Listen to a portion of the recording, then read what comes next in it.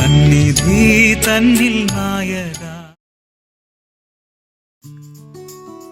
കർത്താവിൽ പ്രിയ സഹോദരി സഹോദരന്മാരെ, ഈ നല്ല പ്രഭാതത്തിൽ വീണ്ടും നമുക്ക് ഒരുമിച്ച് കണ്ടുമുട്ടുവാൻ സ്വർഗത്തിലെ നല്ല നാഥൻ നമുക്ക് അവർക്ക് നൽകിയ ഈ നല്ല അവസരത്തെ ഓർത്ത് നല്ല നാഥൻ നന്ദി പറയുകയാണ്. കഴിഞ്ഞ ഓരോ പ്രഭാതത്തിലും ദൈവത്തിൻ്റെ ദാസന്മാർ ദൈവത്തിൻ്റെ മാറ്റമില്ലാത്ത വചനങ്ങളെക്കുറിച്ച് പ്രസംഗം നൽകി. നിങ്ങൾ ഓരോരുത്തരും അതിൻ്റെ പ്രേക്ഷകരായി തീർന്ന് അതിയായി സന്തോഷമുണ്ട്. ഇന്ന് ഈ പ്രഭാതത്തിൽ നിങ്ങളേവരെയും യേശു ക്രിസ്തുവിൻ്റെ നിസ്തുല നാമത്തിൽ സ്നേഹം അർപ്പിക്കുന്നു. ഒപ്പം ഇന്നത്തെ ഈ പ്രഭാത ജാഗരണത്തിലേക്ക് നിങ്ങളേവരെയും ഞാൻ സ്വാഗതം ചെയ്യുകയാണ്. ഇന്നത്തെ നമ്മുടെ ചിന്താവിഷയം വലുതും അത്ഭുതവുമായ ബാധകൾ. ദൈവനാമം മഹത്വപ്പെടുമാറാകട്ടെ. ഞാൻ ഒന്നുകൂടെ പറയാം, നമ്മുടെ ചിന്താവിഷയം വലുതും അത്ഭുതവുമായ ബാധകൾ.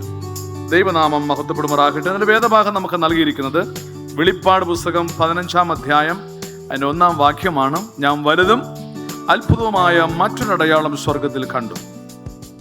ഒടുക്കത്തെ 7 ബാധയുമുള്ള 7 ദൂതന്മാരെ തന്നെ അതോടുകൂടെ ദൈവക്രോധം തീർന്നു. സ്തോത്രം. നമുക്ക് ഏവർക്കും സുപരിതമായൊരു വാക്യമാണല്ലോ നമ്മൾ വായിച്ചു കേട്ടത്.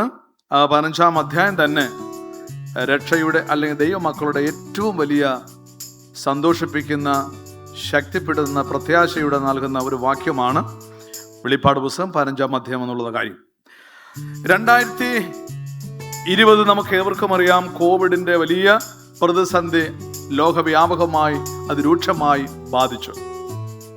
എല്ലായിടും ലോക്ക്ഡൗൺ, മറ്റിതര വിഷയങ്ങളാൽ, ഇതര പ്രശ്നങ്ങളാൽ കോടിക്കണക്കിന് ആളുകൾ വലയുവാനും മാത്രമല്ല ആ കോവിഡിൻ്റെ ആ വലിയ സംഭവം തന്നെ എല്ലാവരെയും ഭയവികുലരാക്കുകയും ചെയ്തു. അതിനുശേഷം ചില ആളുകൾ വീണ്ടും പ്രശ്നങ്ങളെല്ലാം പരിഹരിച്ചു കാണും എന്ന് കണ്ടുകൊണ്ട് ജീവിതങ്ങളെ അവർ പടുത്തുയർത്തി കുറച്ചുകൂടെ മെച്ചപ്പെട്ട ജീവിതം, കുറച്ചുകൂടെ മെച്ചപ്പെട്ട അവസ്ഥകൾ സാമ്പത്തികമായും ആത്മീകമായും ഭൗതികമായ നേട്ടങ്ങൾ കൈവരിച്ചു. എന്നാൽ നമ്മൾ കേട്ടതായ ദൈവം ചിന്തിക്കുമ്പോൾ വലുതും അത്ഭുതകരമായൊരു ബാധകൾ ഈ കണ്ടതിനേക്കാളും കേട്ടതിനേക്കാളും ഭയങ്കരമാണ് എന്ന് വെളിപാടുകാരൻ നമ്മെ വിളിച്ചറിയിക്കുകയാണ്. ഒരുപക്ഷെ നമ്മുടെ ജീവിതത്തിൽ ഒരിക്കലും കണ്ടിട്ടില്ലാത്ത, കേട്ടിട്ടില്ലാത്തതായ സംഭവങ്ങൾക്ക് നമ്മൾ സാക്ഷി നിൽക്കാൻ പോവുകയാണ്.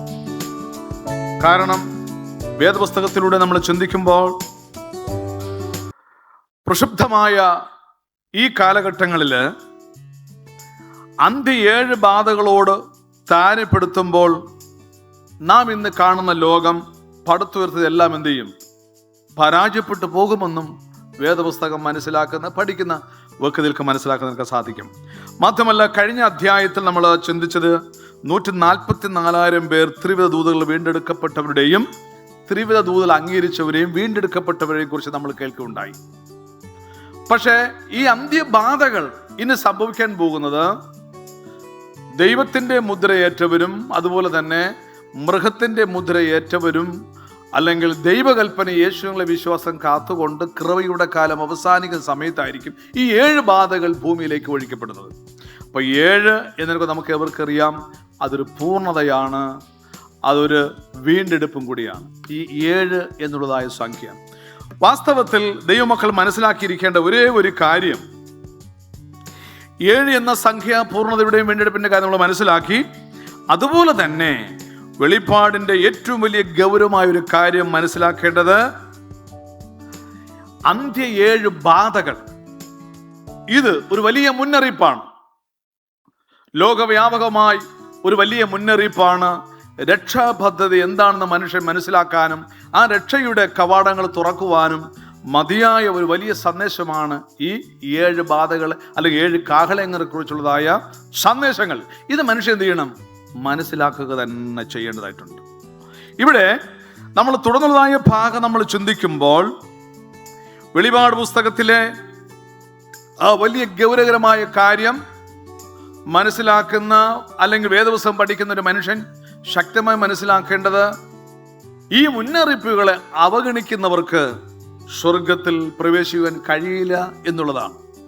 അതുകൊണ്ട് വെളിപാട് പുസ്തകത്തിൽ പറഞ്ഞിരിക്കുന്ന ബാധകളും അതുപോലെ 7 കലശങ്ങളും അതുപോലെ തന്നെ ഈ 7 ദൂതന്മാരുടെ സന്ദേശങ്ങളും വാസ്തവത്തിൽ നാം മനസ്സിലാക്കി കഴിയുന്നൊരു വ്യക്തിക്ക് സ്വർഗം അവകാശമാക്കാം. എങ്ങനെയെന്ന് പറഞ്ഞു കഴിഞ്ഞാൽ, ദൈവകൽപ്പന യേശുവിങ്കലുള്ള വിശ്വാസം കാത്തുകൊള്ളുന്നവർക്ക് സ്വർഗത്തിൽ പ്രവേശിക്കാൻ കഴിയും. അതുകൊണ്ട് വന്നിരിക്കുന്ന മുന്നറിയിപ്പുകൾ അവഗണിക്കാതെ നമുക്ക് ജയോത്സവരായി തീരുവാൻ വചനം പഠിച്ച് ദൈവകൽപ്പന പ്രമാണിച്ചുകൊണ്ട് യേശുവിൻ്റെ പാത നമുക്ക് പിന്തുടരാം. അതിനായി ദൈവം നമ്മെ സഹായിക്കട്ടെ. നമുക്കിങ്ങനെ പ്രാർത്ഥിക്കാം. കാരുണ്യവാനായ രക്ഷിതാവേ, നിന്റെ ക്രോധത്തിൻ്റെ ചക്കിൽ നിന്ന് എന്നെ രക്ഷിക്കുവാൻ നിന്റെ ജീവനദിൽ നിന്ന് ഞാൻ എന്നേക്കുമായി ദാഹം ശമിപ്പിക്കട്ടെ.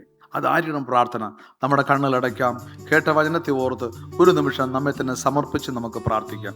സ്നേഹവാനും പരിശുദ്ധനുമായ ഞങ്ങളുടെ വാഴ്ത്തപ്പെട്ട നല്ല ദൈവമേ, സ്വർഗീയ പിതാവേ, ലഭിച്ച ഈ നല്ല അവസരത്തെ ഓർത്ത് ദൈവത്തിന് സ്തോത്രം. അത്ഭുതവും അതിശയകരമായ ഭയങ്കരമായ അതേ സ്തോത്രം മുന്നറിയിപ്പുകളും വലിയ സംഭവങ്ങളും ലോകത്തിലേക്ക് വരാൻ പോകുന്നു. അത് ഒരു മുന്നറിയിപ്പും ദൂതുകളാണല്ലോ ദൈവമേ. അത് ഓർത്തുകൊണ്ട് മാനസാന്തരപ്പെട്ട് ദൈവകൽപ്പന യേശുവിന്റെ വിശ്വാസം കാത്തുകൊള്ളുവാൻ ഞങ്ങളേവരും അവിടുന്ന് സഹായിക്കുകയും അനുഗ്രഹിക്കുകയും ചെയ്യണമെന്ന് യേശു ക്രിസ്തുവിന്റെ നാമത്തിൽ സകലവും താഴ്മയായി കെഞ്ചുന്നു. കേൾക്കണം സ്വർഗീയ നല്ല ദൈവമേ. ആമേൻ.